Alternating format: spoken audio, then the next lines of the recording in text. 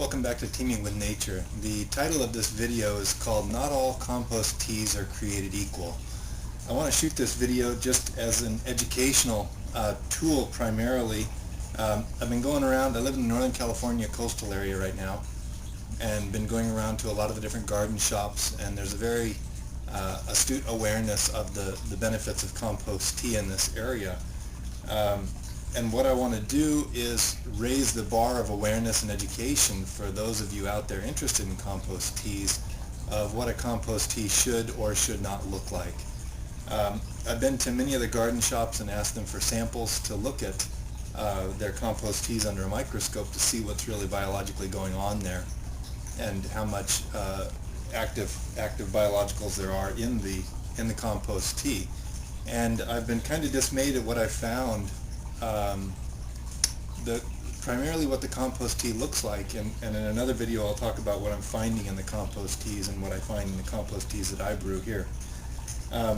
What I want to show you is this idea. Not all compost teas are created equal. What I'm finding in a lot of places is that people are selling compost teas that I'm not quite sure how they're getting the colors that they do.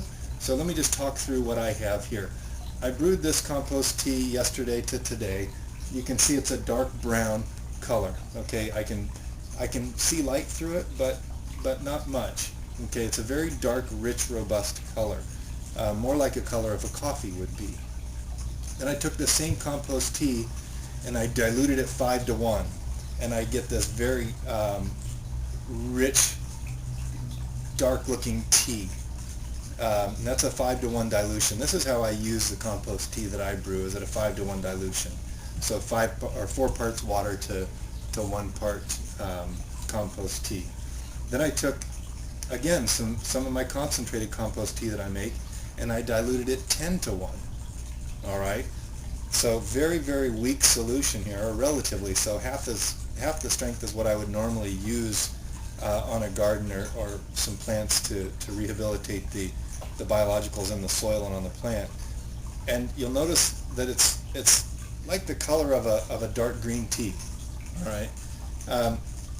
A lot of the compost teas that I'm seeing out there in the garden shops and whatnot being sold for, $15 a gallon look like this. Okay, so in my mind, I don't know what these people are putting in for their recipes. First of all, I follow recipes that Dr. Elaine Ingham has created. I follow the protocols and recipes of Soil Food Web.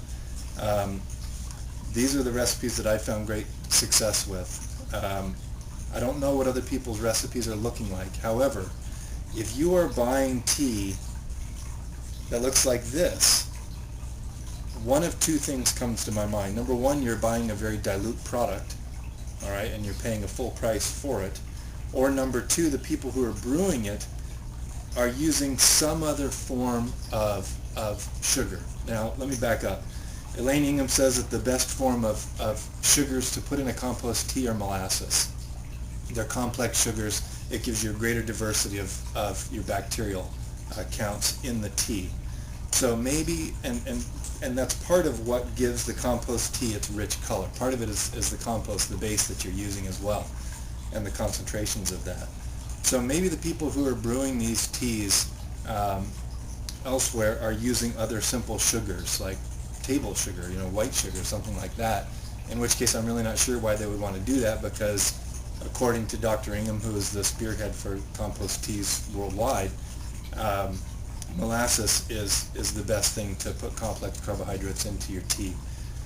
So I share this with you all so that you can be aware of what you're buying, and so that you can be more educated as far as what tea should or should not look like. Again, you want to look at the color of the tea. You want to smell it. You want to smell it slightly sweet. So again, if your tea looks like a cup of tea, you're buying I'm going to guess you're buying a very diluted product, something that really doesn't have a lot of microbial diversity in it. That's what mine looks like after I dilute it. This is what I sell for $8 to $12 a gallon. I sell the concentrate for $8 to $12 a gallon here in the Northern California coastal area. depending on your quantities, so let's say on an average $10 a gallon, if you take this and you cut it 4 to 1, that's your recommended dilution rate to be able to apply it. So that's what it would look like in application. If you're actually applying compost tea that looks like this, you want to buy a gallon of this and cut it into 10 gallons, and you're going to have a compost tea comparable perhaps to what you've been using. I do brew my teas fresh. You might be able to hear my brewer going right now. I think that's what I wanted to say. Again, I'm not looking to knock other people making compost teas. I'm not sure what their recipes are. What I am looking to do is to help you become more educated as far as what a compost tea should look like, so that we can raise the bar in education here in the North California coast area on the viability and what compost teas really ought to be looking like. Thanks for listening. Holler with any questions, teamingwithnature@yahoo.com. Thanks for watching. Bye-bye.